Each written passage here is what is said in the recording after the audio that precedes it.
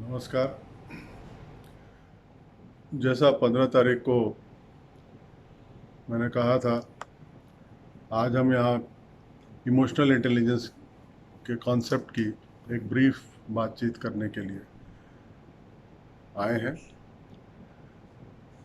सबसे पहले तो हमको ये जानना होगा कि इंटेलिजेंस क्या है। इंटेलिजेंस है कैपेसिटी माइंड की जो एनालाइज करे और परफॉर्म करे डेली के फंक्शंस एक इंसान के, और स्पेशलाइज्ड फंक्शन जो है। अगर अंग्रेजी में हम इसको बोलें तो ये बोलेंगे कि intelligence is the capacity of the mind to analyse and perform daily and specialised tasks. Intelligence के एडिशन में अगर हम ह्यूमंस की बात करें तो उसकी कैपेसिटी जो है to have proficient behavior towards task completion and goal achievement if they have a normal intelligence quotient and high emotional intelligence. Intelligence के एडिशन में ह्यूमन बीइंग्स की कैपेसिटी होती है कि वो अपना बिहेवियर इस तरह से करें कि जो भी उनके इमोशनल रिक्वायरमेंट्स हैं, जो भी है, जो चाहिए उनको, वो फिलफिल हो सके। ये चीज़ अगर आपका इंटेलिजेंस कोशेंट अगर एवरेज है, लेकिन अगर आपका इमोशनल इंटेलिजेंस हाई है तो you can do this. Emotional intelligence क्या डेफिनेशन क्या है? Emotional intelligence is the capacity of the humans to be aware of and use their own as well as other emotions in the intra and interpersonal relationships. Emotions के, अपने emotions की और दूसरों के emotions की कदर करना, उनका संज्ञान लेना और उनको जो भी चाहिए कंफर्ट में जॉब अकम्प्लिशमेंट करने के लिए वो प्रदान करना, खुद को भी और अपने सामने वाले को भी। एक सबसे बड़ी बात यह है कि आपको जानना है इमोशनल इंटेलिजेंस के तहत कि आपके अंदर क्या चल रहा है, क्या हो रहा है और क्या कुछ आपको और करना है ताकि आपको ये पता हो कि आपके अंदर क्या चल रहा है।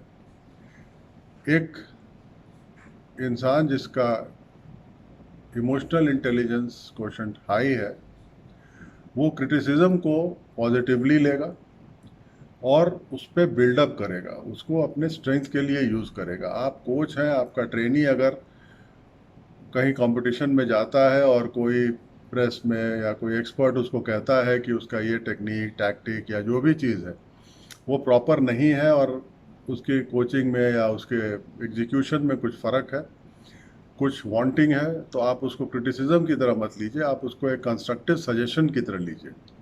अगर आपका इमोशनल क्वोशेंट हाई है तो आप यही करेंगे। दूसरा, जो भी आप गलत करते हैं उसको आप एक्सेप्ट करें और उस पर आप इम्प्रूव करें, तब आपका एक क्वोशेंट जो है इमोशनल वो बेटर होगा। फिर उसके बाद एम्पैथी बहुत बड़ी चीज़ है इमोशनल इंटेलिजेंस के लिए, क्योंकि उसमें आप दूसरे के प्रति, अपने प्रति आप को सहानुभूति रहती है, आप एक दूसरे की फीलिंग्स की कदर करते हैं, अपने फीलिंग्स की और अपने सामने वाले की, और उसमें आपको फंक्शनिंग का एक बहुत बड़ा एडवांटेज होता है क्योंकि आप with in the comfort zone किसी के रह के आप उसको काम उसका करते हैं और काम आगे बढ़ाते हैं। इससे जो है खास करके स्पोर्ट्स में बहुत ही इम्पॉर्टेंट ये हो जाता है कि आप जो है इसको आराम से आप कुछ भी कर सकते हैं। दूसरी चीज़ ये है कि स्पोर्ट्स में अगर हम बात करें तो स्पोर्ट्स में कोचेस को क्या करना है?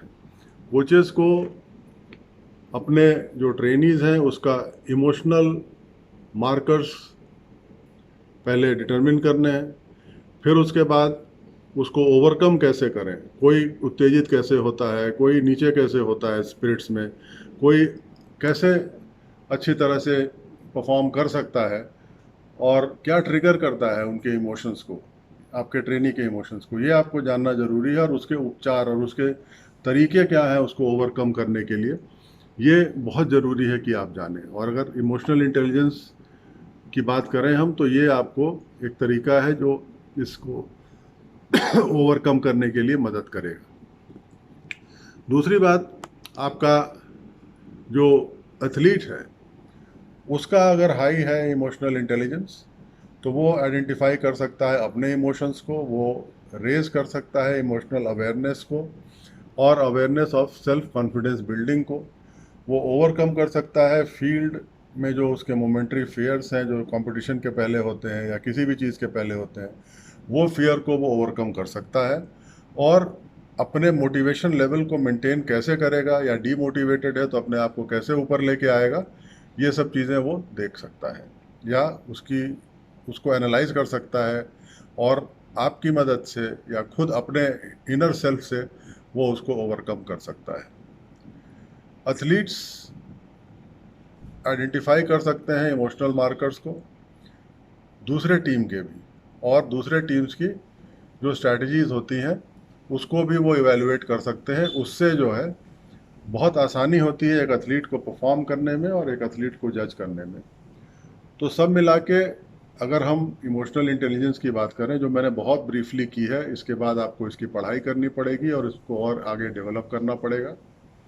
5-7 मिनट मैंने इसलिए लिया है क्योंकि आपको एक इंट्रोड्यूस कर दूं एक टॉपिक से, ब्रीफली क्या है वो आपको बता दूं, और इसके आगे और क्या करना है वो पहले आप पढ़ाई करिए, फिर अपने टीचर्स से पढ़िए, अपने टीचर्स से अगर कोई क्लैरिफिकेशन लेना है वो लीजिए, और अगर उसके बाद भी कुछ बचता है तो फिर तो मैं हूँ, और आप जब भी चाहें मुझसे संपर्क कर सकते हैं। आप सबके पास करीबन मेरे संपर्क के साधन हैं, और मैं ये जानता हूँ, ये सोचता हूँ कि आप लोग इससे बहुत इन्फॉर्म्ड हो गए होंगे, और आगे आप प्रयास करेंगे कि इसको आप पढ़ें और इस पर और भी अध्ययन और रिसर्च करें और प्रयोग करें।